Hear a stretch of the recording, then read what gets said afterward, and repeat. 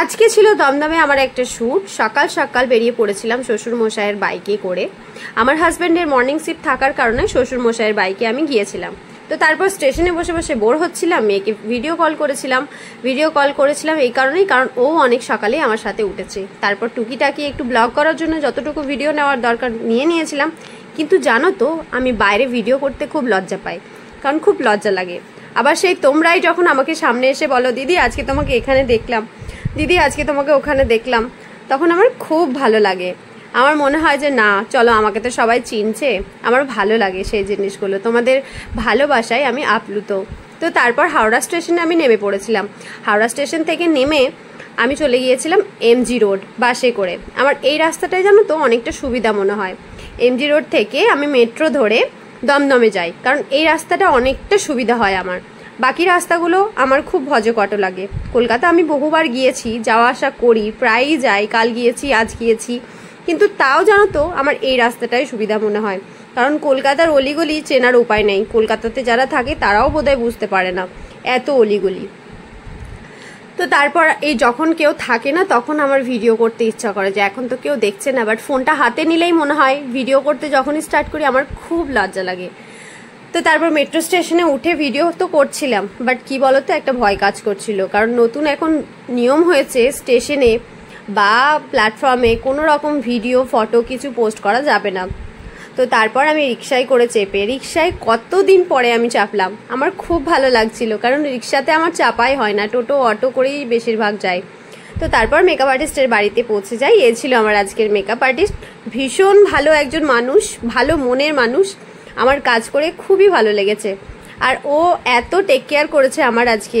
আমি সকাল থেকে কাল থেকেই আমার বিশেষ করে খাওয়া দাওয়া সেরকমভাবে ছিল না, খালি কি খাবে দোলন্দি, খুব টেক কেয়ার করেছে। তো তারপর ক্রিম্পিং করে আমি বসে পড়েছিলাম। তারপর আমি পেয়ারা কিনেছিলাম, সেই পেয়ারাটা ও কেটে দিল নুন লঙ্কা মাখিয়ে। ওকে আজকে অনেক জ্বালিয়েছি আমি, নুন লঙ্কা মাখিয়ে তারপরে মেকআপ করতে বসিয়ে দেওয়া হয়েছিল। যেহেতু আমাকে তাড়াতাড়ি বেরোতে হতো, আমার লোকেশনটা অনেকটা দূর কি না, যে কারণে ও তাড়াতাড়ি করে আমাকে মেকআপের জন্য বসিয়ে দিয়েছিল।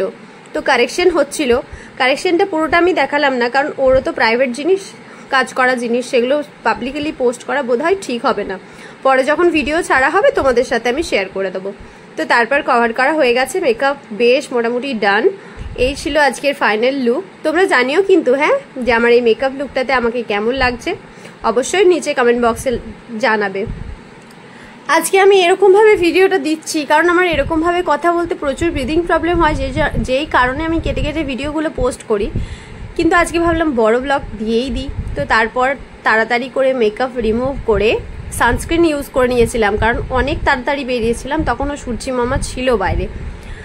আর তোমরা তো জানোই যে সূর্যের কারণে আমার কতটা প্রবলেম হয়, কীরকমভাবে পুড়ে যায় স্কিনটা। তো তারপর সবাইকে ক্লিপ নিয়ে নিচ্ছিলাম যে আমাকে বাই বলে দাও বলে আমি বেরিয়ে পড়েছিলাম হাওড়ার উদ্দেশ্যে। সেই একই পথ ধরে হাওড়া এলাম।